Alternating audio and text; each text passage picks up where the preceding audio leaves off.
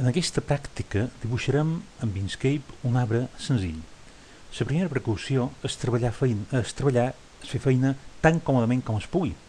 Això, per exemple, vol dir fer la finestra grossa, amb aquesta icona, i a dins d'aquesta icona fer la imatge del paper tan grossa com es pugui, cosa que es pot aconseguir amb aquesta altra icona, en la qual el paper s'ajusta a la finestra.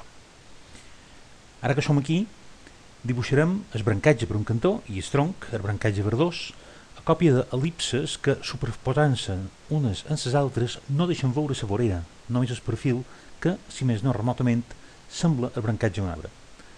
Agafem per tant la d'el·lipses i en fem una, ja és verda, i una altra, i una altra, i una altra. És verda perquè havíem escollit aquest color abans de començar la pràctica. Ara tot està en fer-lo superposar de manera que quedi una imatge més o menys creïble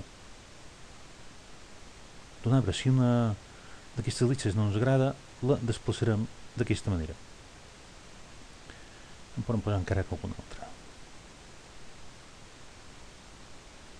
Anirà per aquí baix.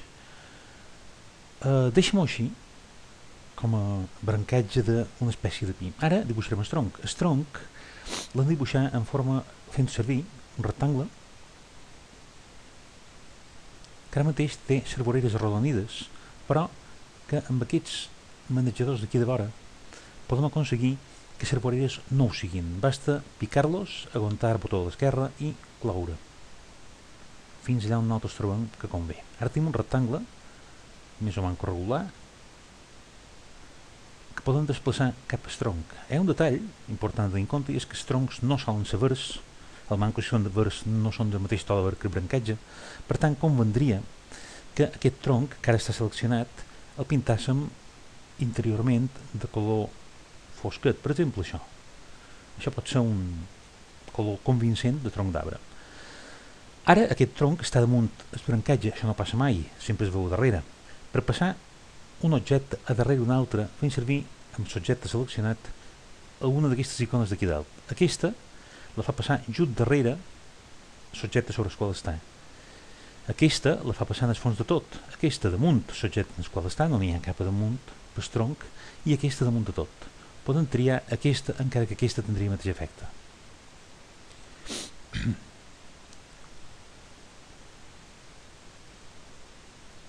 Està baix, ja no ho veiem, no veiem el senyal del tronc, i ara quasi ho podríem donar per acabat, però per fer-lo un poc més complet farem dues branques més fines.